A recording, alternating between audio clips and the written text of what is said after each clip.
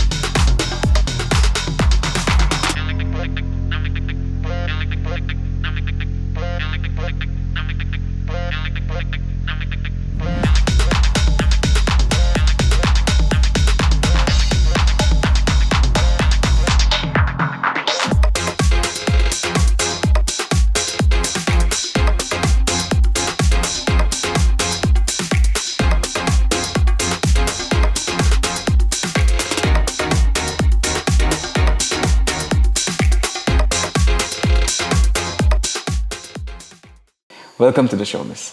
Thank you so much for having me. Impact TV viewers, mayambu, taram nokchari. Irish ahan bada koina khangjaning base. Akoi gi gemology haiba se karino amasung mahaki mathau sing se haiba tare ko karino haiba da yan hana khangjage.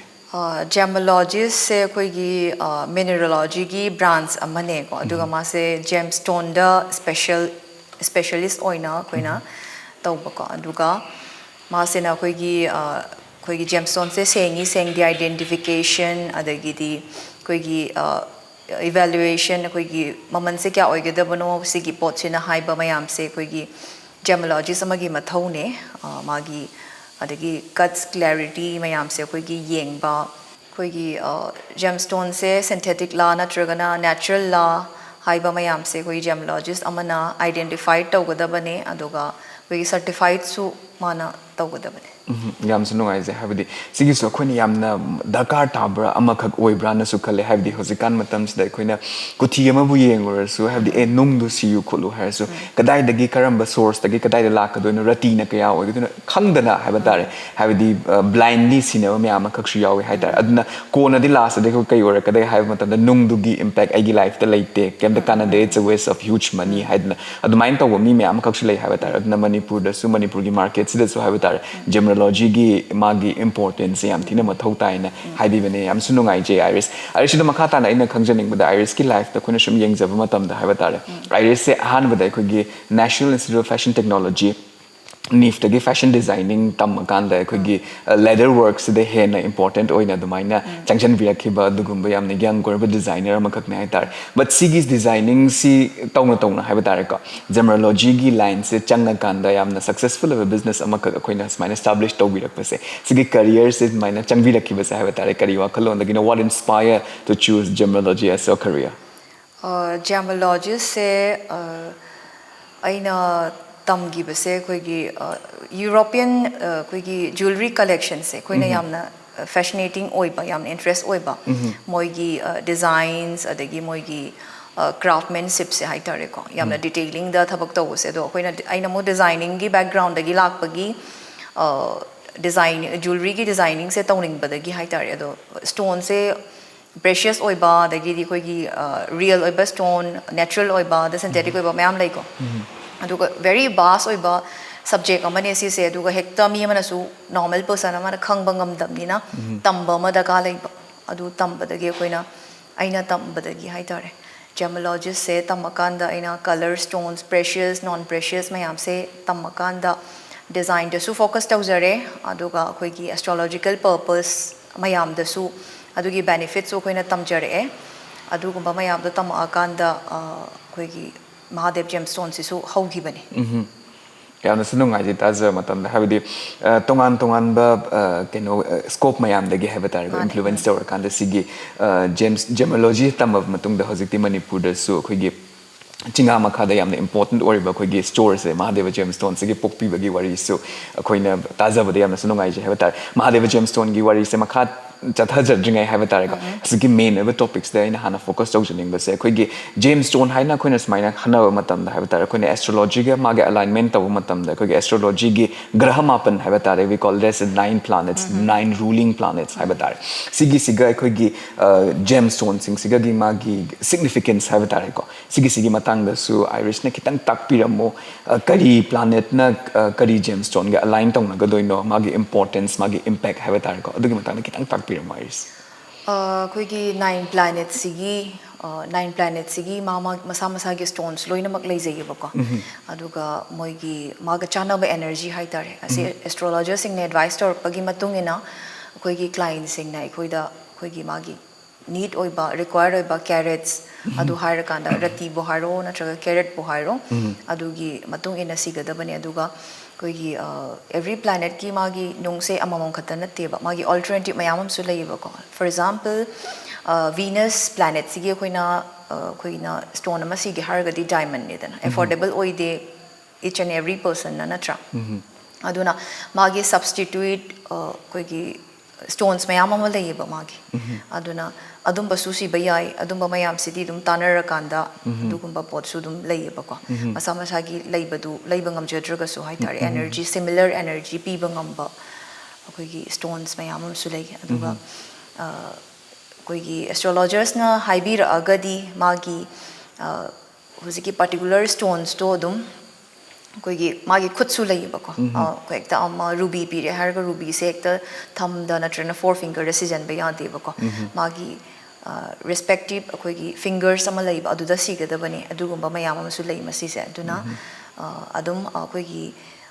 sibining ba akoigi yengbiru ba astrologer tana biru ba mi khuding magna adum masagi adugumba pot mayam do khangbira kanda sibi bane hena zuphai adum base yamna sunuai je adu matang size aristige koina khangjening base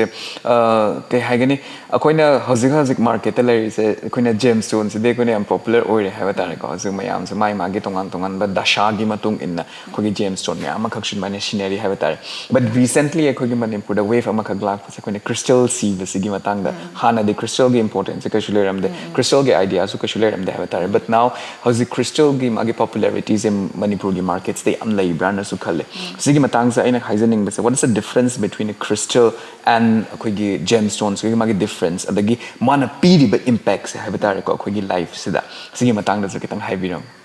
crystal se hojik changna ba trend natte ba ko ma se yamna koigi manipur da dang suna te ma se all over india all over the world da dum sinaba pot amane crystal se ko ma su a kind of a minerals ne koigi gemstone du maina mineral ne ko aduga maina precious oida aduga koigi grahamapan gi nung si de koin hekta sining ba mina si ba ya de ba ma ngoda ta da ba mina aduga crystal sina mo koigi sining ba mina mana darkar leri ba need oi riba as of now koigi samna harb dai sam stress leire stress se khara calm down oina ba I am at sama se jage khocha ge haibse adugumba yaba ko crystal sina semi precious oiba aduga gemstone sina rare oire adai magi beauty ma leire aduga tang ba su yam tangi dena ko gemstone sina moi bani gi difference se adune aduga crystal se koigi adum sining ba mi amana magi need oiba dugi matung ena adum si ba yare aduga hauzik adum mi khudim angna adum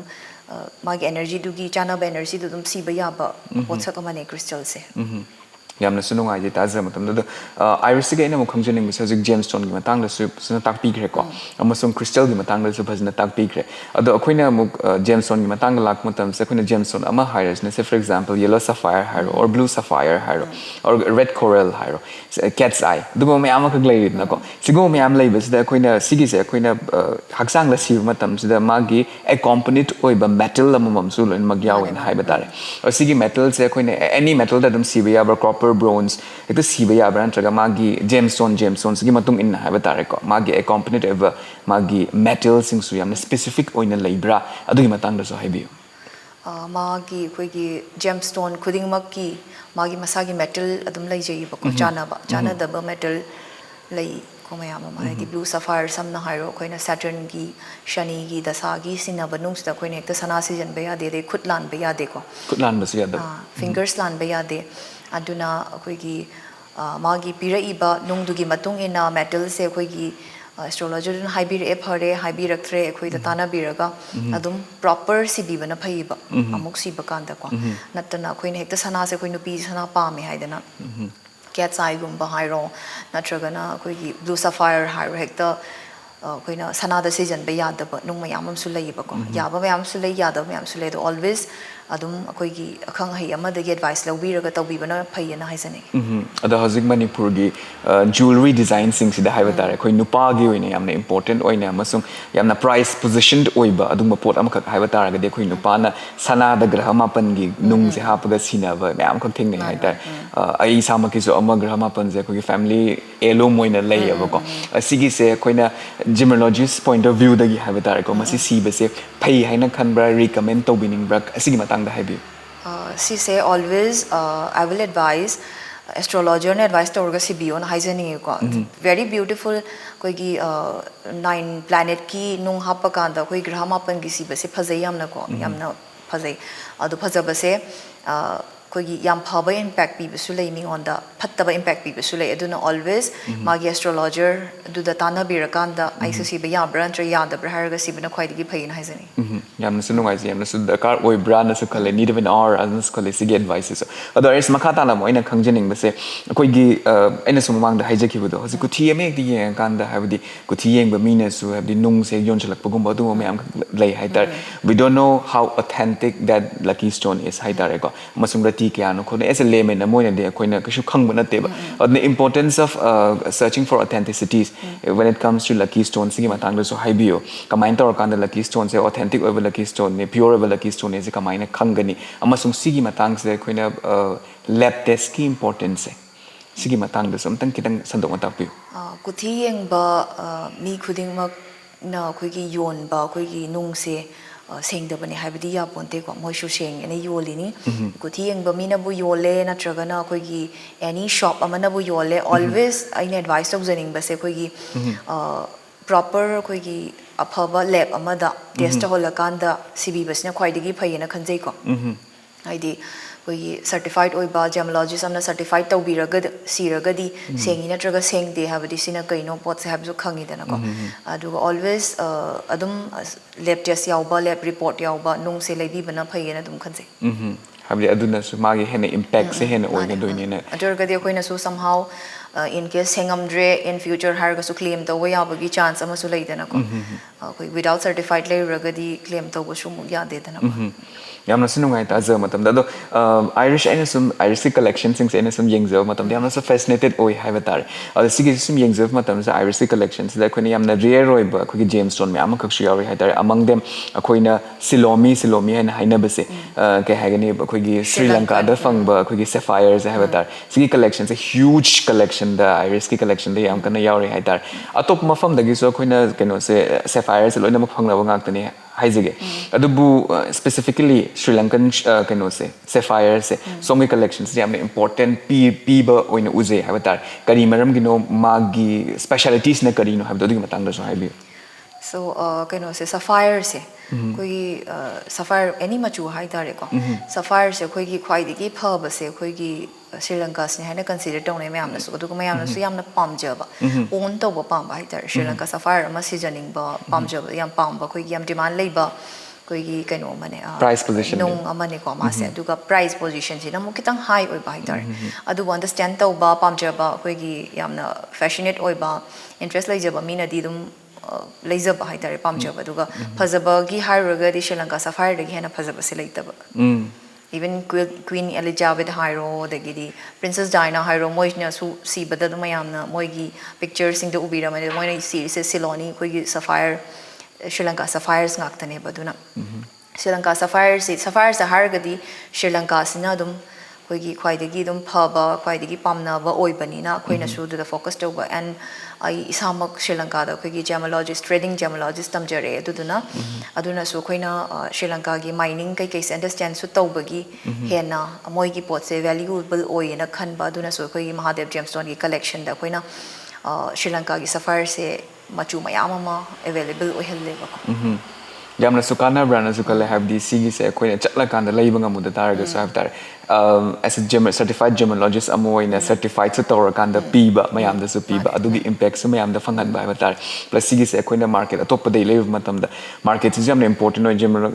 gemstone gi market so koina kana bu trust to bani kana bu trust to roi have se sigi su yamna important oi brand sukale so man lokot piba initiatives su yamna dakar oi initiative ne need of awareness so haizage and thank you so much for that also Makatana mug Iris ge khuna khangjening base gemstone gi matang base ma khakju high big rai batare khoi khangjan bra da kar oiba basic oiba knowledge ma khaksu high big rai makatana ina mug khangjening base crystals gi matang base mug khangjening mamang da su crystal introduce to big rai adubu lemon amana mi ama khakna hai batare khoi crystal se kamain tor kan da choose to ya ga da ge ac hekta phazai hat ne ga sijal la kan da crystal gi impact fang ga doira natra kan da kamain tor kan da crystals gi magi choose to badage at the same time just like gemstone gi type da crystal sigi su magi authenticity libra synthetic crystal tawrakanda the magi libra like na ko crystals gi authenticity na kamaina khangadage adugi matang la su kitang haibi market khuding makta dum khoi gi crystal boy ro ama boy ro duplicate haiba pot sima di dum leiba ngaktane ba ko adubu crystal oiro gemstone oiro sigi market side de koina hekta lu ba haitare mi amane hekta normal person amane hekta khangdok pada lu ba haitare ani do differentiate taw basam lu yeba ko aduna adugi dama especially study taw ba madar ka lai ko aduna hojiki khoi gi crystal se duplicate thokta banate me amam thu eba ko adubu aseng base khoi gi trusted khoi gi store sing de gi leibi tare ko khoi gi natural dang yon ba khoi gi store sing de gi leibi ba tare aduga magi certification amale magi su same like gemstone dumaina koi crystal gi su authenticity se pigada bane ba lab amana ko lab amana dum pi ba yai aduma lab report yaw ma leibi ro phare ko duga isana thazari ha ba store dagi leibi ro aduma phare adagi di koi gi magi kamaina aina sibaya ya di ha se khan ge har gana koi gi astrologer kumba da ma su de over kumba pi ga su yare ko first one da second one da ai isagi problems understand to biro abadi ai se khara tumba da nongai ta ba male hantak se khot se hairo ko jori kata isana pa bi tare ko hojikti loina mak kana tor ba tani pa ba yar ba ngak tani adigi di even Mahadev gemstone ki so koi website like ko www.mahadevgemstone.com akoi website te so koi na benefits loina mak hair ga thambane each and every crystals kai gi akoi na magi benefits kai se loina mak ibi bane ai di akoi should explain to bangam de each and every time mi khudi mak su khangning ba ko buni na adu makoi da hangi ne ba ko to na ngam da bani na koi na loina mak ithoga thamma bane adu da moina changa ga pabi ge su yare adu ga di adugi benefits ga chana ba nung do natragna crystal do dum siraga yayeba natra su mi mam gi website le rangani akoi khata na te natra audagi pabi raga mana cd asigi crystal cd ai ga chana re ai ngon hoji hoji neat oire aduna ai sima siraga yengage haibado mana adum ma decide to jabe mathanda na astrology yaudraga su haitare yamna su nungai je yamna su dakar oi brand su kale do iris aina sum yengje matam da Mahadev gemstone gi so is am follow to we haitare heart fan follower ne haitare go na sum yengje matam se not only crystals se koina u matam se khoi gi ngasi so I want to give so mato bi haitare ko crystals se sigi se smaina bracelet the siba the gi khoi pendle the siba nat bi da haitare crystals se ro oina koina decorative piece ki type the am store da su me am so koina lai ho ba su thing na gi haitare adugi sigi benefits na kai no room da koina crystal ama khak se ro oina ꯑꯩꯈꯣꯏꯒꯤ ꯅꯦꯆꯔꯗ ꯐꯪꯉꯤꯕ ꯃꯥꯒꯤ ꯀꯩꯅꯣꯗꯣ ꯁ꯭ꯇ꯭ꯔꯛꯆꯔꯗꯨꯃꯛ ꯑꯗꯨꯃꯥꯏꯅ ꯊꯝꯃꯀꯥꯟꯗ ꯑꯗꯨꯃꯥꯏꯅ ꯊꯝꯕꯗꯣ ꯃꯥꯒꯤ ꯕꯦꯅꯤꯐꯤꯠꯁꯅ ꯀꯩꯅꯣ ꯑꯗꯨꯒ ꯍꯛꯆꯥꯡꯗ ꯅꯞꯄꯒ ꯑꯩꯈꯣꯏꯒꯤ ꯁ꯭ꯀꯤꯟꯁꯤꯒ ꯇꯆ ꯇꯧꯃꯤꯟꯅꯔꯀꯥꯟꯗ ꯑꯩꯈꯣꯏꯅ ꯁꯤꯕꯒꯤ ꯃꯥꯒꯤ ꯕꯦꯅꯤꯐꯤꯠꯁꯅ ꯀꯔꯤꯅꯣ ꯗꯤꯐ꯭ꯔꯦꯟꯁꯁꯦ ꯁꯤꯒꯤ ꯃꯇꯥꯡꯗꯁꯨ ꯈꯤꯇꯪ ꯍꯥꯏꯕꯤꯌꯨ ꯁꯤꯒꯤ ꯃꯇꯥꯡꯁꯦ ꯑꯩꯅ ꯍꯥꯏꯖꯅꯤꯡꯕꯁꯦ it's completely your personal choice ꯑꯩꯈꯣꯏꯒꯤ ꯑꯦꯛꯁꯦꯁꯔꯤꯁ ꯑꯣꯏꯅ ꯁꯤꯅꯤꯡꯉꯦ ꯍꯥꯏꯔ ꯑꯗꯨꯝ ꯁꯤꯕ ꯌꯥꯔꯦꯀꯣ ꯑꯗꯨ ꯅꯠꯇꯅ ꯑꯩꯈꯣꯏꯒꯤ ꯁꯝꯅ ꯍꯥꯏꯔꯕꯗ ꯇꯦꯕꯜꯗ ꯁ꯭ꯇꯗꯤ ꯇꯦꯕꯜ ꯅꯠꯇ꯭ꯔꯒꯅ ꯑꯩꯈꯣꯏꯒꯤ ꯑꯣꯐꯤꯁ ꯇꯦꯕꯜꯒꯨꯝꯕ ꯍꯥꯏꯇꯥꯔꯦ ꯑꯗꯨꯒꯨꯝꯕꯗꯁꯨ ꯃꯈꯣꯏꯅ ꯔꯣ ꯀ꯭ꯔꯤꯁꯇꯜꯁꯦ ꯑꯩꯈꯣꯏꯒ ꯆꯥꯟꯅꯕ ꯑꯦꯅꯔꯖꯤ ꯆꯥꯟꯅꯕ ꯍꯥꯏꯇꯥꯔꯦ ꯁꯦꯝ ꯂꯥꯏꯛ ꯀ꯭ꯔꯤꯁꯇꯜ ꯑꯩꯈꯣꯏꯅ ꯁꯤꯔꯤ ꯑꯗꯨꯃꯥꯏꯅ ꯕꯦꯅꯤꯐꯤꯠꯁ ꯈꯪꯉꯀꯥꯟꯗ ꯑꯩꯁꯦ ꯈꯔ ꯐꯣꯀꯁ ꯇꯧꯕ ꯍꯦꯟꯅꯕ ꯑꯩꯒꯤ ꯊꯕꯛꯁꯤꯗ ꯍꯦꯟꯅ ꯊꯋꯥꯏ ꯌꯥꯎꯅꯕ ꯑꯣꯔ ꯁꯝꯊꯤꯡ ꯑꯗꯨꯃꯥꯏꯅ ꯑꯟꯗꯔꯁꯇꯦꯟ ꯇꯧꯕꯤꯔꯀꯥꯟꯗ ꯃꯥꯒꯤ ꯔꯣ ꯀ꯭ꯔꯤꯁꯇꯜꯁꯦ ꯑꯩꯈꯣꯏꯒꯤ ꯃꯍꯥꯗꯦꯕ ꯖꯦꯝꯁꯇꯣꯟꯁꯨ ꯐꯪꯉꯤꯕ ꯔꯣ ꯀ꯭ꯔꯤꯁꯇꯜꯁꯤꯡꯁꯦ ꯃꯥꯒꯤ ꯅꯤꯠ ꯑꯣꯏꯕꯗꯨꯒꯤ ꯑꯩꯁꯦ ꯀ꯭ꯂꯦꯔꯤꯇꯤ ꯈꯔ ꯍꯦꯟꯅ ꯂꯩꯅꯤꯡꯉꯦ ꯑꯩꯁꯦ ꯌꯥꯝ ꯀꯟꯐ꯭ꯌꯨꯖꯟ ꯑꯣꯏꯔꯦ ꯌꯥꯝ ꯀꯤꯌꯣꯁꯇ ꯂꯩꯔꯦ ꯑꯣꯜꯋꯦꯁ ꯍꯥꯏꯕꯤꯔꯣ ꯑꯩꯁꯦ ꯌꯥꯝꯅ ꯗꯥꯏꯂꯦꯃꯥꯗ ꯂꯩꯔꯦ ꯑꯗꯨ ꯑꯣꯏꯔꯗꯤ ꯀ꯭ꯂꯤꯌꯔ ꯀ꯭ꯋꯥꯔꯠꯁꯀꯨꯝꯕ ꯍꯥꯏꯇꯥꯔꯦ ꯑꯩꯈꯣꯏꯒꯤ ꯌꯥꯝꯅ ꯀꯩꯅꯣ ꯑꯣꯏꯕ ꯍꯥꯏꯇꯥꯔꯦ ꯑꯩꯈꯣꯏꯒꯤ ꯀ꯭ꯂꯦꯔꯤꯇꯤ ꯍꯦꯟꯒꯠꯄ ꯑꯗꯨꯒꯨꯝꯕ ꯁꯣꯝꯗꯁꯨ ꯁꯤꯔꯤꯁꯦ ꯀ꯭ꯂꯦꯔꯤꯇꯤ ꯍꯦꯟꯒꯠꯅꯕ ꯍꯥꯏꯇꯥꯔꯦ ꯑꯗꯨꯝꯕ ꯀ꯭ꯂꯦꯔꯤꯇꯤ ꯍꯦꯟꯒꯠꯅꯕ ꯁꯝꯅ ꯍꯥꯏꯔꯕ ꯑꯗꯨꯒꯤ ꯕꯦꯅꯤꯐꯤꯠꯁꯨ ꯈꯪꯉꯀꯥꯟꯗ ꯃꯥꯅ ꯀ꯭ꯂꯤꯌꯔ ꯀ꯭ꯋꯥꯔꯠꯁꯀꯤ ꯑꯩꯈꯣꯏꯒꯤ ꯇꯝꯕꯜꯁ ꯍꯥꯏꯔꯣ ꯅꯠꯇ꯭ꯔꯒ ꯔꯣ ꯐꯣꯝꯒꯤ ꯃꯥꯒꯤ ꯀ꯭ꯔꯤꯁꯇꯜꯗꯣ ꯑꯗꯨꯝ ꯕꯥꯎꯜ ꯑꯃꯗ ꯍꯥꯞꯄꯀꯥꯟꯗ ꯃꯥꯒꯤ ꯇꯦꯕꯜꯗ ꯊꯝꯃꯁꯨ ꯌꯥꯏ ꯅꯠꯇ꯭ꯔꯒ ꯏꯟ ꯂꯤꯕꯤꯡ ꯔꯨꯝ ꯕ꯭ꯂꯦꯛ ꯇꯣꯔꯃꯣꯂꯤꯟ ꯀꯥꯟꯅꯒ ꯑꯩꯈꯣꯏ ꯂꯩꯀꯣ ꯑꯩꯈꯣꯏꯒꯤ ꯅꯦꯒꯦꯇꯤꯚ ꯑꯦꯅꯔꯖꯤꯁꯤꯡꯁꯦ ꯑꯩꯈꯣꯏꯒꯤ ꯂꯧꯊꯣꯛꯅꯕ ꯍꯥꯏꯇꯥꯔꯦ ꯑꯗꯨꯅ ꯑꯗꯨꯒꯨꯝꯕ ꯕ꯭ꯂꯦꯛ ꯇꯣꯔꯃꯣꯂꯤꯟꯁꯤꯁꯨ ꯑꯩꯈꯣꯏꯒꯤ ꯁꯣꯐꯥ ꯔꯨꯝ ꯍꯥꯏꯔꯣ ꯂꯤꯕꯤꯡ ꯔꯨꯝ ꯍꯥꯏꯔꯣ ꯑꯗꯨꯗ ꯑꯩꯁꯦ ꯅꯦꯒꯦꯇꯤꯚ ꯑꯦꯅꯔꯖꯤ ꯑꯩꯈꯣꯏꯒꯤ ꯔꯨꯝꯗꯒꯤ ꯂꯧꯊꯣꯛꯅꯕꯅꯤ ꯀꯥꯟꯅ ꯑꯗꯨꯃꯥꯏꯅ ꯊꯝꯃꯁꯨ ꯑꯗꯨꯝ ꯁꯦꯟꯇꯔꯒꯨꯝꯕꯗ ꯌꯥꯏꯑꯕ ꯑꯗꯨꯗꯤ ꯁꯦꯝ ꯂꯥꯏꯛ ꯑꯩꯈꯣꯏꯅ ꯋꯦꯌꯔ ꯇꯧꯕ ꯑꯗꯨꯃꯥꯏꯅ ꯍꯥꯟꯅ ꯃꯥꯏ ꯕꯦꯅꯤꯐꯤꯠꯁꯇꯣ ꯑꯟꯗꯔꯁꯇꯦꯟ ꯇꯧꯕꯤꯔꯣ ꯑꯗꯨꯒꯤ ꯃꯇꯨꯡꯗ ꯗꯤꯁꯥꯏꯠ ꯇꯧꯔꯒ ꯀ꯭ꯔꯤꯁꯇꯜꯗꯣ ꯃꯥꯅ ꯗꯤꯖꯥꯌꯔ ꯇꯧꯔꯤꯕ ꯃꯥꯅ ꯄꯥꯝꯃꯤꯕ ꯀ꯭ꯔꯤꯁꯇꯜꯗꯨ ꯑꯗꯨꯝ ꯊꯝꯕꯤꯕ ꯌꯥꯏꯑꯕ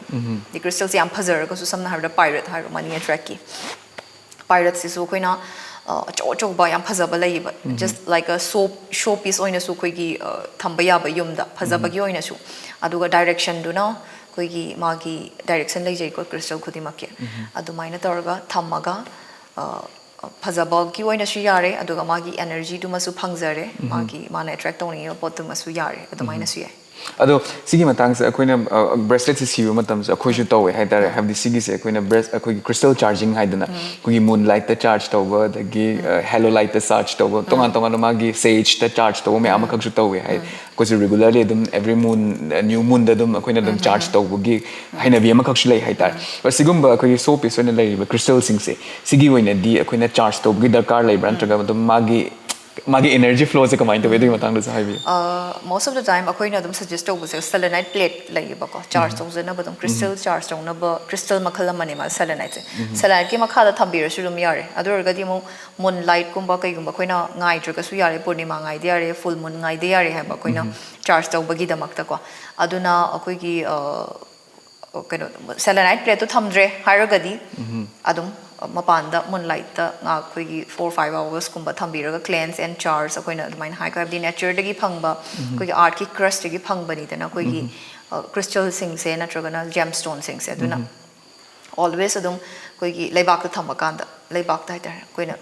मूनलाइट थंबदसिसु अखोइना टाइल्स कुंबा मार्बल कुंबा थंबना देबा जस्ट लाइक अखोगी लेबाक ताइता लेबाक थंबा कांदा बो charge तौबीबनेबा क्लींस तौबीबा charge तौबीबने my मथौदो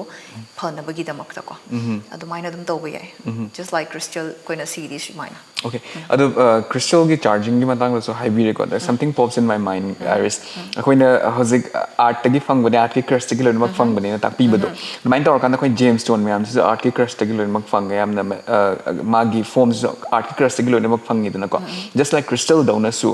gemstones su charging tawbagi cleansing tawbagi importance like adu gi matang so kitang haibi crystal gi gemstones so kitang khetnei bu ko mineral ngak to orga so dana gemstone da di do maina charge to haibagi advice tawte adu mana magi masagi dum energy leijabani na ko strong oi bai da strong oi ba gemstone has the rare oi ba man hena rare oi ba crystal dagi aduga kogi crystal sina kogi mango da charge to need ama oi na mine advice to oi ko aduga gemstone gi oina di mine advisable oi de yam sunungai ji taza matam da koina khangdo kya ama su khangjere habata ado makha tar point ina khangjening ba se mahadeva gemstone gi oina khwai dagi unique oi ba sai tare manipur da sigi se lairam ba su ai ba koina as a this generation gi mi amoina habata koina hana su udri hana su khangde habata sigi se mahadeva gemstone gi khwai dagi important oi collection se rudraks sigi matang se hai tare people in manipur not know much about rudraks adna ngasi iris lengchin bi rai ngai se rudraks gi matang se kitang enlighten to biyo what is rudraks amasung Rudraks ki matang da koina magi benefits the types of Rudraks amashung magi authenticities na kamaina oigadagi have the Rudraks ki matang da kitang haibiram Iris. Same like koigi gemstone ko duplicate thok to pot the lithium to able ko duplicate Rudraks to in it Rudraks ki mamai so koigi moina yanthatlaga haitare ko yanthatlakan mamai yamagadi ko 14 faces ka yam tangba Rudraks amane lax to piba pot amane ko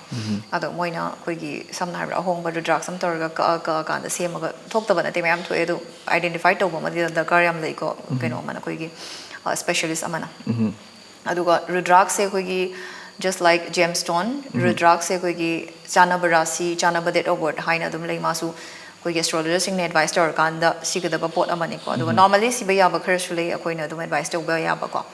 aduga Rudraks se koigi quite quality label just like sapphires to maina Nepal gi Rudraks ne quite gi phai quite gi benefits oi haina mayamna khalli ko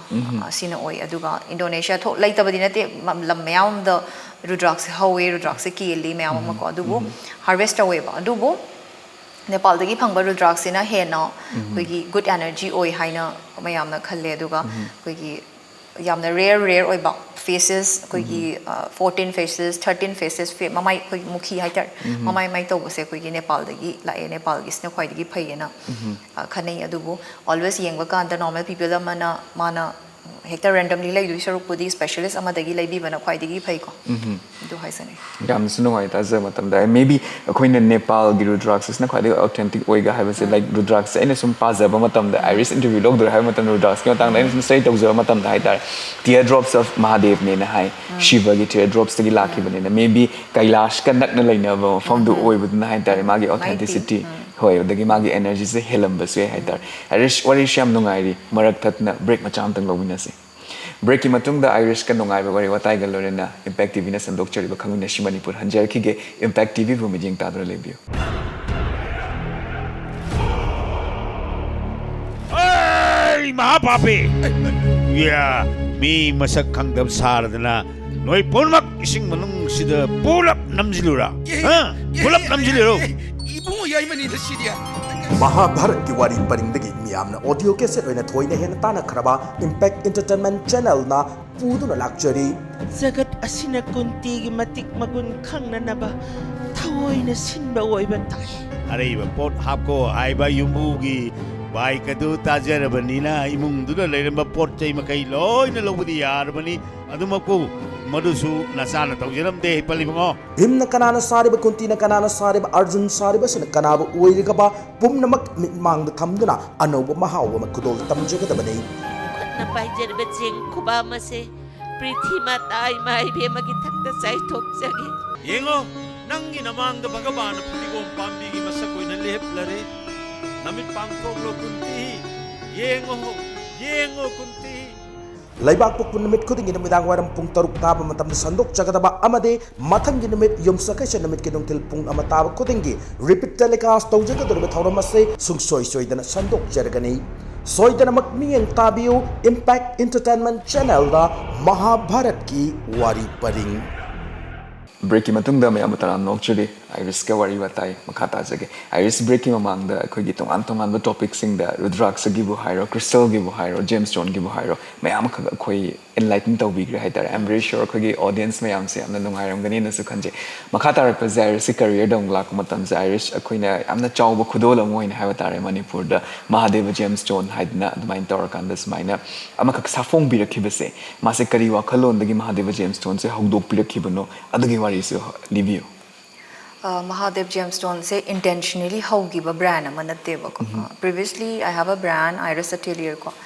ado mana su ya ma ko Iris Atelier haubadagi haitare aingonda su brand ama hauba se aingonda ke haitare helpful yam oigre just dum haugre ko gi Mahadev gemstone se aduga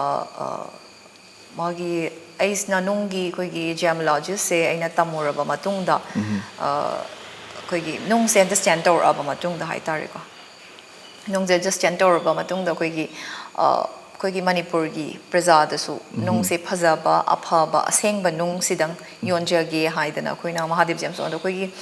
synthetic amatte yaude ba anything mixed down ba amatte yaude ba ko everything koina yoliba ꯑꯩꯈꯣꯏꯒꯤ gemstone ꯑꯣꯏꯔꯣ crystal ꯑꯣꯏꯔꯣ everything ꯁꯦ natural ꯉꯥꯛꯇꯅꯦꯕ ꯑꯩꯈꯣꯏꯗꯤ natural ꯈꯇꯪ ꯄꯥꯏꯕ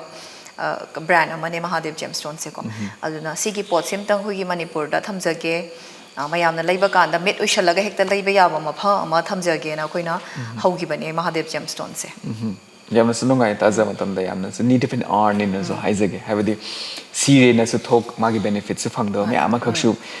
thengnari bani lairi bani like waste of money me am oiba ma ka haitar azik aina su uzap matamda Mahadev gemstone ke certified tawba kano loina mak piba su malinga sai koina sai store de yengza matamda certified su oire ko certified se always yarge dum koi every stone se certified torga pina badum hona je ko aduga stone su koi natural adum akoi dedi phangani natural se dum phangbirani anyhow ko adugi mathak tamu design points zum khara phajaba si haning badu aduna designing background de lak pagi su hai tare na su hana fashionate oi bagi design se aduna